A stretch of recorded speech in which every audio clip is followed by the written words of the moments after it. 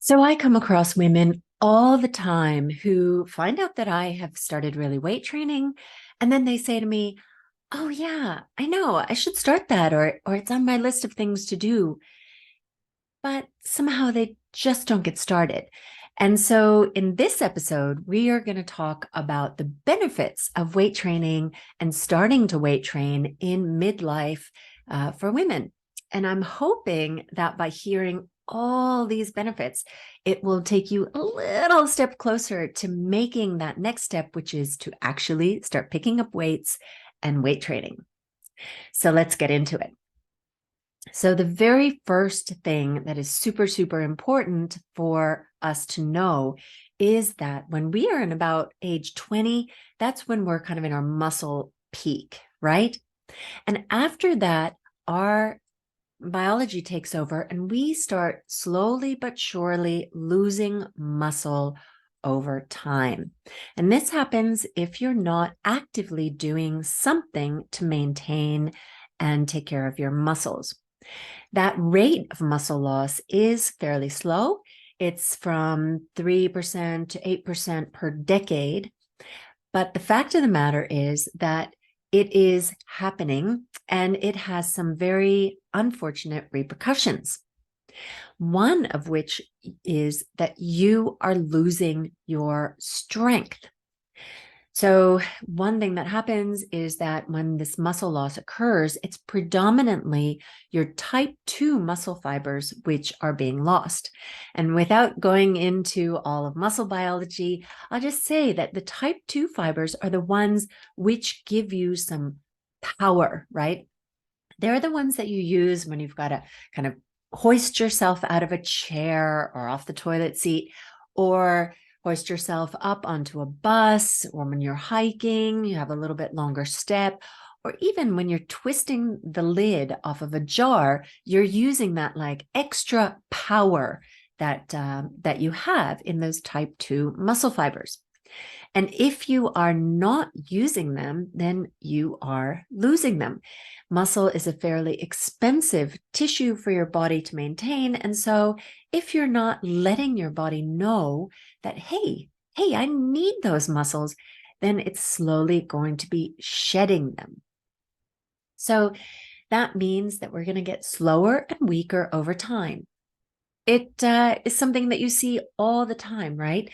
If you look at women who are, let's say, 20 or 30 years older than you are, say your mother or aunts or your mother-in-law, whatever, you'll notice that they move differently than you do, right? They probably need a little bit of help with lifting things. Stairs might be an issue for them, all kinds of things. And that is because they have allowed their muscle condition to decline. So those kinds of effects are actually something that you can slow down and avoid if you take care of your muscles properly. So that's super good news.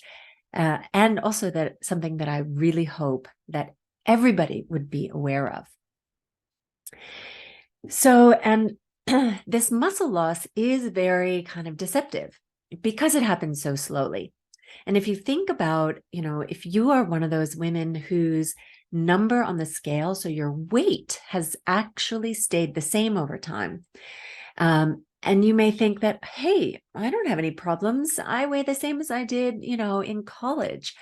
Well, if you have not been taking care of your muscles, your absolute weight may stay the same, but you might notice that your clothes maybe fit a little bit differently. And if you compare, let's say, a bikini picture of yourself today to a bikini picture of yourself back then, you are looking different. And it's beyond like, okay, the wrinkles maybe and the skin elasticity. These are things that it's very difficult for us to avoid, but it has to do with your body composition.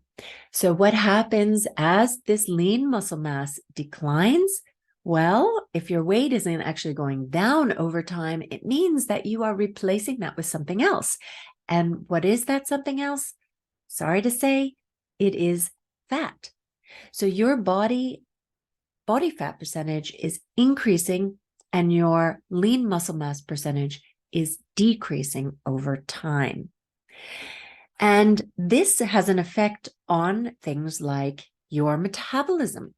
So a lot of people like to say that, hey, my metabolism slowed down, I'm in middle age, it's normal. There is very strong evidence to support the idea that actually our metabolisms don't slow down between the age of 20 and 60. But what is causing this basal metabolic rate to be lower is that our lean muscle mass is decreasing. Muscles are an expensive tissue and they burn more calories just sitting around the house. So as you allow for those muscles to disappear over time, your energy needs are actually lowering. And unless you are at the same time starting to eat less and less and less over time, then you are going to be increasing the amount of fat on your body. So not a very rosy picture when we're talking about losing our muscles with age, right?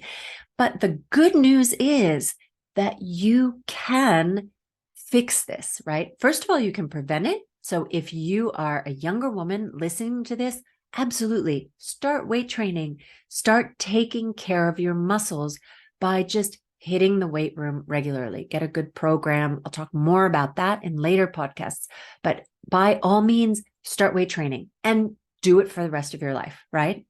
But even if you're in middle age and you've never touched a weight and you have experienced this kind of loss of muscle mass as you age, you can start to reverse it. Now, if you are pre-menopause, so you're still getting your periods regularly, so you're still in reproductive years, it's going to be easier for you to make up that muscle, to build muscle back. So absolutely get started, because when you hit perimenopause, it's going to be harder. And when you're post-menopause, like I am, it's going to be even harder. It's possible, but it's just harder because you don't have the hormones that are helping you to do that. So the younger you start, the better, but start now. Don't put it off any longer. Okay, so other benefits of weight training. So, of course, you will get stronger. Your muscles will get stronger.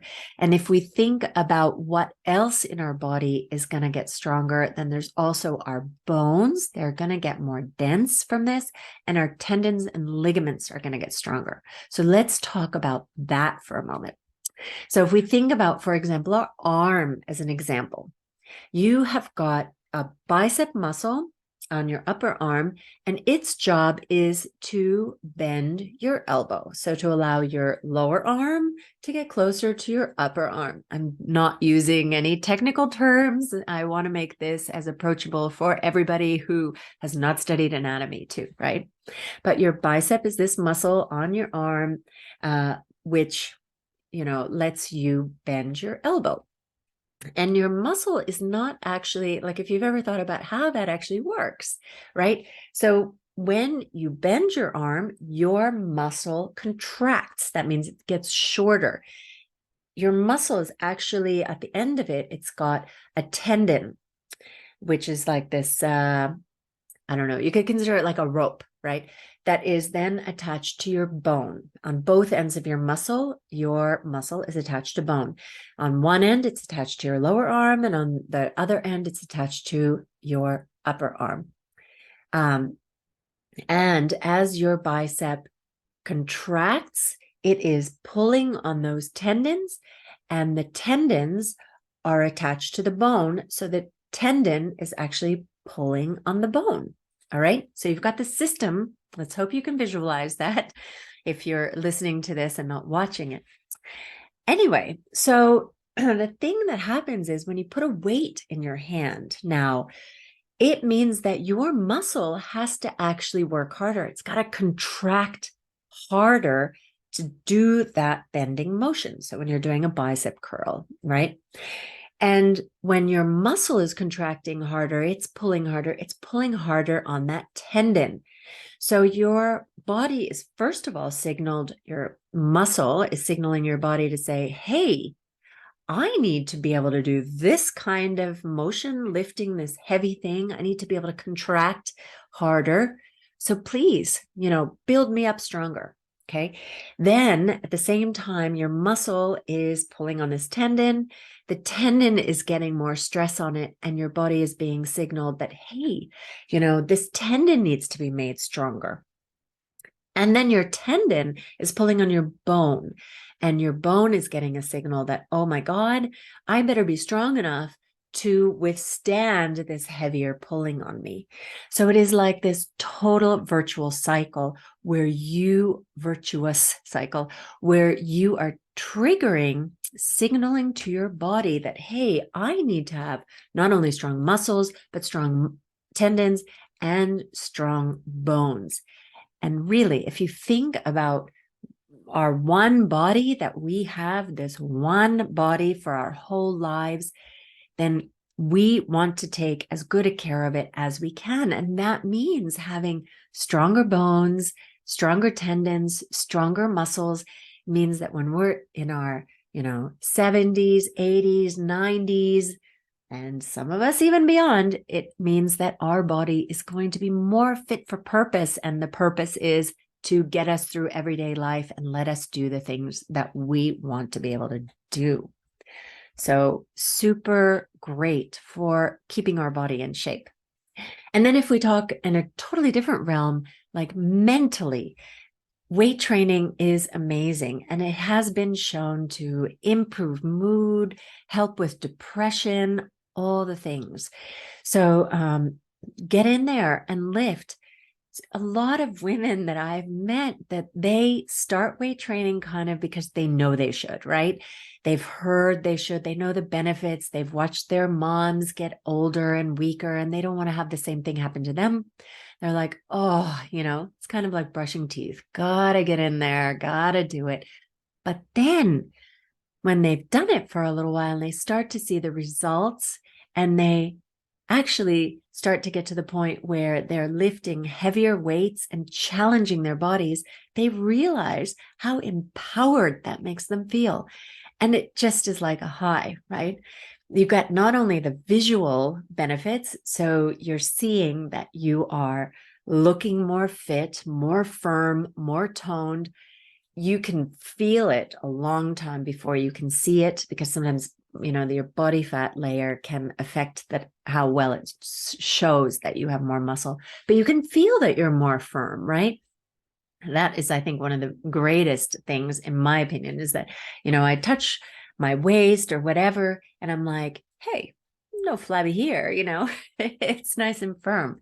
And it feels great to have those weights and be able to, push yourself. You feel like Wonder Woman. I mean, really, it's wonderful. And then the final benefit that I'll talk about today, and oh my God, there are more, and I'll dig deeper into these benefits in future podcasts. But the one that very few people know about is that weight training is actually one way for women in perimenopause and beyond to combat visceral fat. So in perimenopause and beyond, our female hormones really start to go haywire. And one of the things that happens is that we start accumulating more visceral fat, which is this fat between your organs in your midsection. And what they've found is that weight training sets off a cascade of events in your body which triggers the use of that visceral fat. So it's not spot training. So I want to be really, really clear on that. It's not like, hey, you can do a particular exercise which will, decrease your waist size. No. What it is weight training in general, that kind of challenging of your body and the things that happen in your body because you're weight training, those things cause the visceral fat to not like just hang around there, but to actually activate and get used up and to start to decrease. So, oh my God, right? Like finally something that can help us with getting rid of the visceral fat that we've gained in middle age. Yes.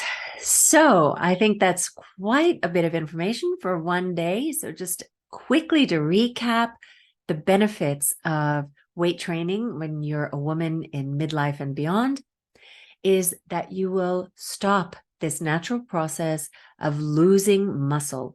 And that means that you will stop getting weaker, stop getting slower. You're going to increase your metabolism if you increase your muscle mass. But at least if you halt the decrease of your muscle mass, your metabolism won't keep slowing down, at least until age 60. So apparently there's kind of a cutoff at about age 60 where some other factors start to come into play, but the muscle will help you with that up until about age 60. And then the weight training will not only make your muscles stronger, it will also make your tendons, your ligaments, and your bones stronger. And then the one that you probably had not heard of before is decrease your visceral fat. So definitely worth getting started. The sooner the better. Really, if you are a woman who is not yet in perimenopause or menopause, I definitely recommend that you start weight training now and just keep doing it through your whole life. Your body is just going to stay in better shape to help you through the rest of your life. And if you're in midlife, it's not too late to start now. So please get going. I do offer coaching services. I do one-to-one coaching online. And then I also have a 12-week Kickstarter program. And that has all kinds of education about why you lift, how to start lifting, all the things, plus a weight training program, tracker, instructional videos, and one-to-one sessions with me so that you can ask any questions that you have. I can give you individual guidance through the program. And my goal is really to get as many women to get started, because I've met way too many of you who are thinking about it, know they need to do it, but they just haven't gotten started. So I want to lower the barrier for you and get you going. Anyway, I hope you enjoyed the podcast. If you did, please rate and review, share it with your friends, and subscribe, of course. And see you next time. Bye for now.